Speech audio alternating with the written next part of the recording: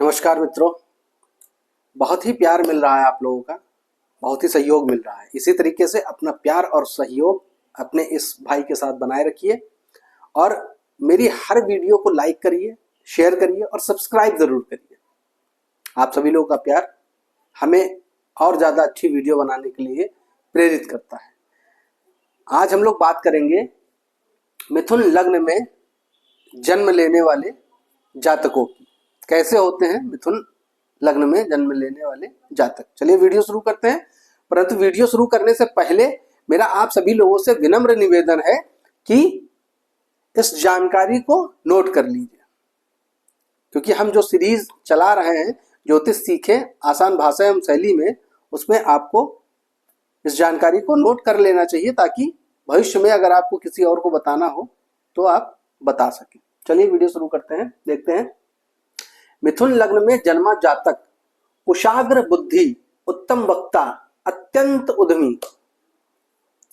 मिथुन लग्न में जिस जातक का जन्म होता है वह कुशाग्र बुद्धि का होता है, बहुत तेज बुद्धि होती है और उत्तम वक्ता, बहुत अच्छा बोलता है, बहुत ही उत्तम प्रकार की वाणी होती है, बहुत अच्छा बोलता है।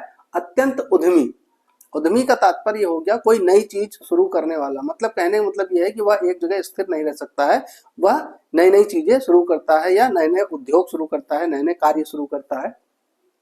वार्तालाप में कुशल, बातचीत में बहुत ही कुशल होता है।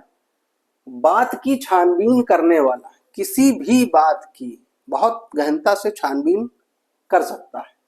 सुगमता से समझने वाला, आप अगर उनसे बात करेंगे तो वह आपकी बातों को बहुत ही सुगमता से समझेंगे या किसी भी बात को बहुत सुगमता से समझने की शक्ति इनके पास होती है। बातों का तत्व जानने वाला, अगर कोई बात कही जा रही है तो गहराई से उसके तत्व को बहुत अच्छी तरीके से जान जाता है, क्योंकि बहुत ही कुशाग्र बुद्धि वाला होता है मिथुन लग्न में जन्मा जातक। कला कौशल का प्रेमी, किसी भी प्रकार की कला हो, किसी भी प्रकार का कौशल हो, मतलब स्किल्स, उसका प्रेमी होता है, मतलब नई नई चीजें सीखना चाहता है। इंद्रियों के वशीभूत रहने वाला, देखिए यहां पर यह एक तरीके से कमी भी है कि मिथुन लग्न में जन्म लेने वाला जातक अपनी इंद्रियों के वशीभूत होता है। इंद्रियां आप सभी लोग जान रहे हैं, अच्छा सुनना, अच्छा भोजन करना, अच्छा द्रव्य लेना,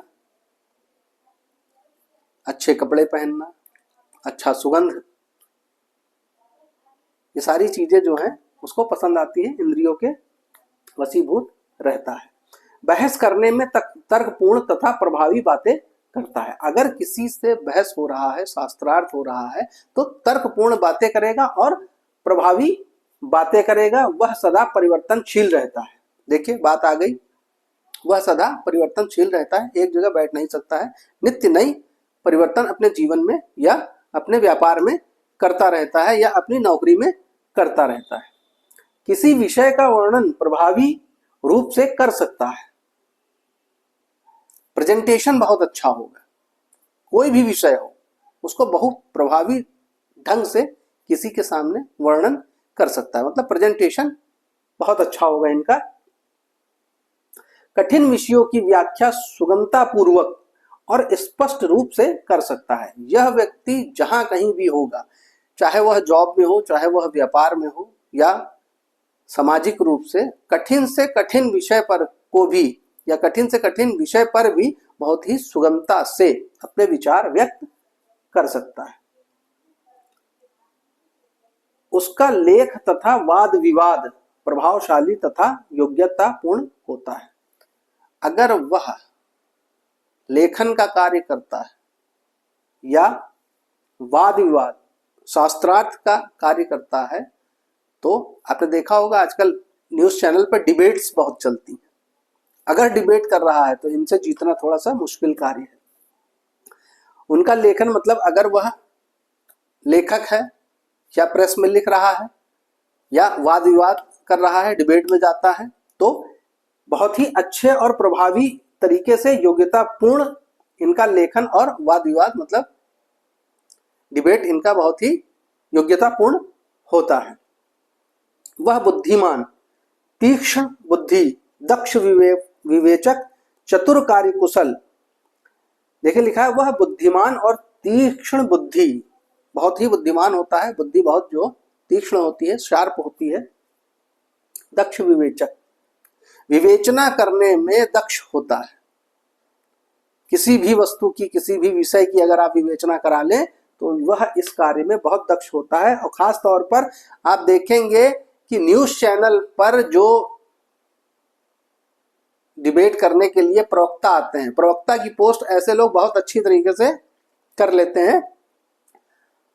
जो प्रवक्ता आते हैं वह इसी प्रकार से दक्ष विवेचक होते हैं, तीक्ष्ण बुद्धि के होते हैं, चतुर होते हैं। चतुर कार्य कुशल, मतलब किसी भी कार्य में चतुर होता है और उस कार्य को कुशलता पूर्वक कर लेता है।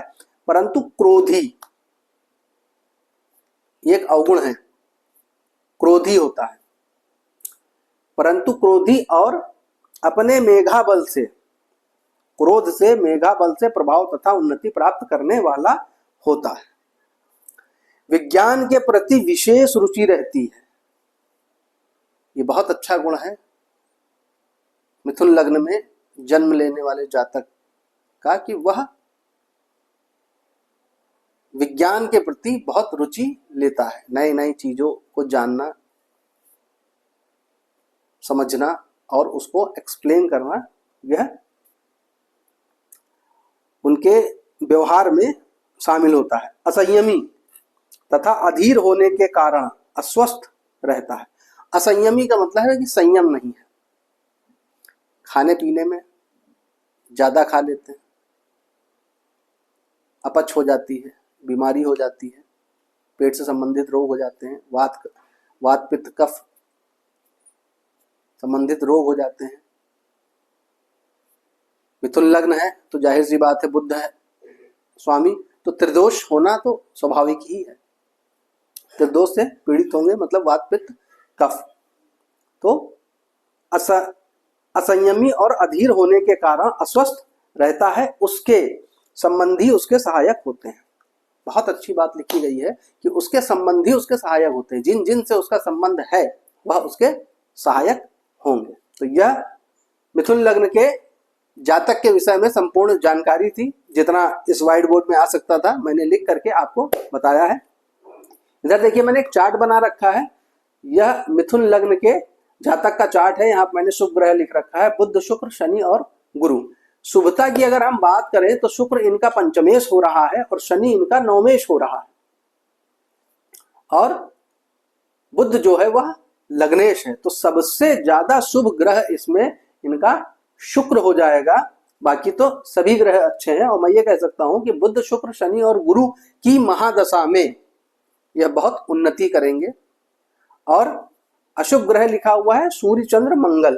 तो सूर्य इनके तृतीय बने हुए हैं, तृतीय भाव में है। कहने का मतलब यह है कि जब भी सूर्य, चंद्र और मंगल की महादशा आएगी तो इनको थोड़ा संघर्ष करना पड़ेगा। अशुभ इसलिए लिखा जाता है कि जो ज्यादा संघर्षशील ग्रह होता है, क्योंकि मैंने हमेशा कहा है, मैं आज भी कह रहा हूं कि इंसान के जीवन में जब संघर्ष आता है तो लोग कहते हैं कि बहुत अशुभ समय चल रहा है, बहुत खराब समय चल रहा है, लेकिन वह अशुभ नहीं होता है, वो संघर्षशील समय होता है। इसीलिए यहां पर मैंने अशुभ ग्रह लिखा है।